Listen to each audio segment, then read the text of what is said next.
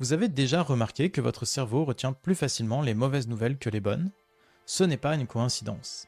C'est un mécanisme bien documenté en psychologie cognitive qui s'appelle le biais de négativité. Le biais de négativité désigne notre tendance à accorder plus d'attention, de poids, et aussi à mieux mémoriser les événements négatifs que positifs.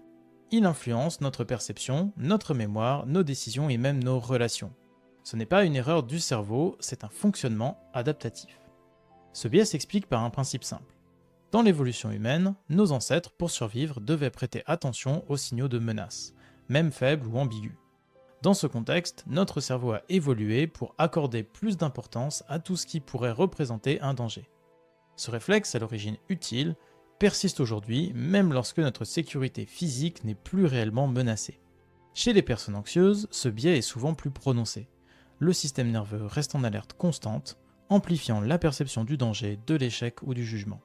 Ce filtre négatif renforce alors les ruminations, l'hypervigilance et la fatigue cognitive. C'est un cercle vicieux qui peut s'auto-entretenir. Si on ne peut pas se débarrasser complètement du biais de négativité, on peut néanmoins le contrebalancer. En apprenant d'une part à repérer ces manifestations excessives pour en limiter l'impact, et d'autre part à habituer son esprit à se focaliser régulièrement sur le positif. Il devient alors possible de retrouver progressivement un équilibre.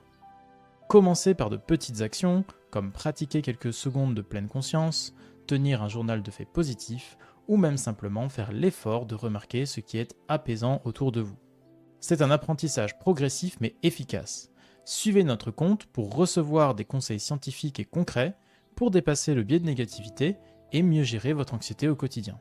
Et surtout, dites-nous en commentaire si vous avez déjà remarqué ce filtre négatif dans votre façon de penser.